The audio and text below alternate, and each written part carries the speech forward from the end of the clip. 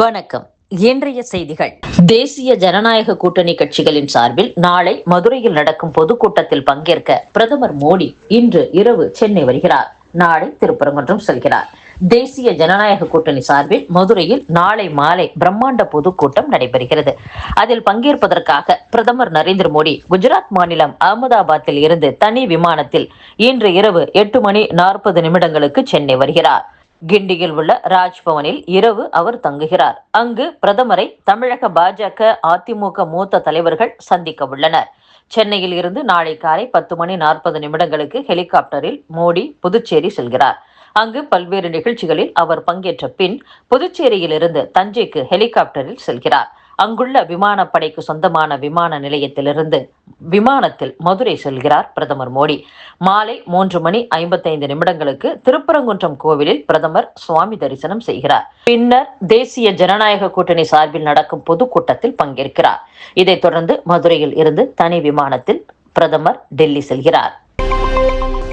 கோவைக்கு சென்ற முதலமைச்சர் மு க ஸ்டாலின் போத்தனூரில் உள்ள மகாத்மா காந்தி மியூசியத்தை பார்வையிட்டார். மகாத்மா காந்தி 1933 மகாத்மா காந்தி 1934 பிப்ரவரி 6, 7 ஆகிய தேதிகளில் கோவைக்கு வந்தபோது ஜி.டி. நாயுடுவிற்கு சொந்தமான விருந்தினர் மாளிகையில் தங்கியிருந்தார். அந்த இடம் புனரமைக்கப்பட்டு தற்போது காந்தி மியூசியமாக செயல்படுகிறது. அங்கு சென்ற முதலமைச்சர் மு க ஸ்டாலின் மகாத்மா காந்தி பயன்படுத்திய பொருட்கள், கைராட்டை மற்றும் அருங்காட்சியகத்தில் இடம்பெற்ற காந்தியின் வாழ்க்கை வரலாற்று குறிப்புகளை பார்வையிட்டார். காந்தி சிலைக்கு மலர் தூவி பின் வளாகத்திற்கு சென்று செண்பக மரக்கன்றுகளை நட்டார். பாரதிய வித்யா பவன் பள்ளியைச் சேர்ந்த 6 மாணவிகள் மற்றும் பஜனை பாடல் குழுவினர் இணைந்து காந்தி விரும்பி கேட்கும் ரகுபதி ராகவ ராஜாராம் பாடலை பாடினர். பாரதிய வித்யா பவன் கோவை மைய தலைவர் கிருஷ்ணராஜ் வானவராயர் 2 வார்த்தை பேசும்படி முதலமைச்சரிடம் கோரிக்கை வைத்தார். இதற்கு முதலமைச்சர் ஸ்டாலின் அனைவருக்கும் வணக்கம் என்றார். இன்னும் 4 வார்த்தைகள் பேசுமாறு அவர் கேட்டதும் மீண்டும் அனைவருக்கும் நன்றி வணக்கம் என்று கூறி முதலமைச்சர் மு க ஸ்டாலின் பேச்சை முடித்தார். ரேஷன் பொருட்களை எடுத்துச் செல்லும் அனைத்து வாகனங்களிலும் GPS கருவி கட்டாயம் பொருத்த வேண்டும் என கூட்டுறவு மற்றும் உணவுத்துறை உத்தரவிட்டுள்ளது.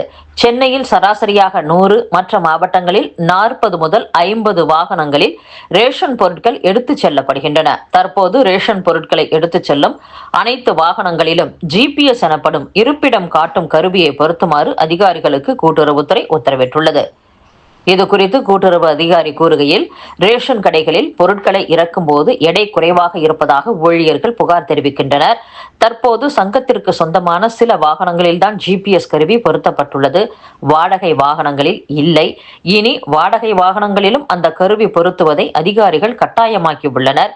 இதனால் அறிவுறுத்தப்பட்ட வழியில் வாகனங்கள் செல்கிறதா என்பதை கண்காணிக்க முடியும் என்று கூறியுள்ளார்.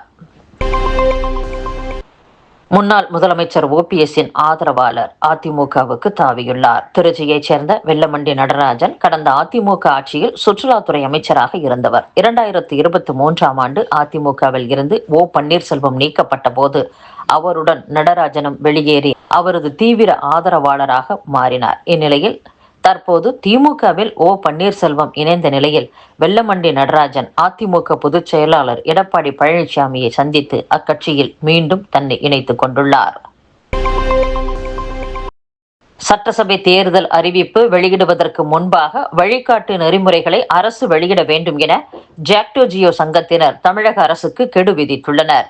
அரசு ஊழியர்கள், ஆசிரியர்கள் சங்கங்களின் கூட்டமைப்பான ஜாக்டோ ஜியோ மாநில ஒருங்கிணைப்பாளர்கள் காந்திராஜ், சுரேஷ் ஆகியோர் இது குறித்து கூறுகையில், முதலமைச்சர் ஸ்டாலின் உறுதியளிக்கப்பட்ட ஓய்வூதிய திட்டத்தை கடந்த ஜனவரி 3ஆம் தேதி அறிவித்தார். அதைத் தொடர்ந்து 9ஆம் தேதி அரசாணை வெளியிடப்பட்டது. இந்த ஓய்வூதிய திட்டத்தை அறிவித்த முதலமைச்சருக்கு ஜாக்டோ ஜியோ சார்பாக நன்றி அறிவிப்பு மாநாடு பிப்ரவரி 8ஆம் தேதி சென்னையில் நடத்தப்பட்டது. சட்டசபை தேர்தல் அறிவிப்பை மார்ச் முதல் வாரத்தில் தேர்தல் கமிஷன் வெளியிடும் என எதிர்பார்க்கப்படுகிறது. முதலமைச்சரால் அறிவிக்கப்பட்ட உறுதியளிக்கப்பட்ட ஓய்வூதிய திட்டத்திற்கான விதிகள், வழிகாட்டு நெறிமுறைகள் வெளியிடுவதில் தாமதம் ஏற்பட்டுள்ளது. சட்டசபை தேர்தல் அறிவிப்பு வெளியிடுவதற்கு முன்பாக வழிகாட்டு நெறிமுறைகளை அரசு வெளியிட வேண்டும் என்று கூறியுள்ளனர். தமிழ்நாடு எம்ஜிஆர் மருத்துவ பல்கலைக்கழகத்தின் 38வது பட்டமளிப்பு விழாவில் 50,159 பேருக்கு தமிழக ஆளுநர் RN ரவி பட்டங்கள் வழங்கினார். இந்நிகழ்ச்சியை அரசு துறை செயலர் செந்தில்குமார் புறக்கணித்துள்ளார். காய்ச்சல் காரணமாக மருத்துவமனையில் அனுமதிக்கப்பட்டுள்ள மக்கள் நல்வாழ்வுத்துறை அமைச்சர் மா சுப்பிரமணியன் பட்டமளிப்பு விழாவுக்கு வரவில்லை. அதனால் அத்துறை அரசு செயலர் செந்தில்குமாருக்கு அழைப்பு விடுக்கப்பட்டிருந்தது. ஆனால் அவரும் நிகழ்ச்சியில் பங்கேற்காமல் புறக்கணித்துள்ளார். பிரதமர் நரேந்திர மோடியை ஜெர்மானிய சர்வாதிகாரி அடால்ஃப் ஹிட்லருடன் ஒப்பிட்டு பேசிய ஹரியானாவின் தனியார் பல்கலைக்கழக துணை பேராசிரியர் பணியிடை நீக்கம் செய்யப்பட்டுள்ளார். ஒரு சட்டத்தை இயற்ற நாடாளுமன்றத்திற்கு முழு அதிகாரம் உள்ளது. மத்திய அரசின் முடிவுகள் அதை கட்டுப்படுத்தாது என்று உச்சநீதிமன்றம் தெரிவித்துள்ளது.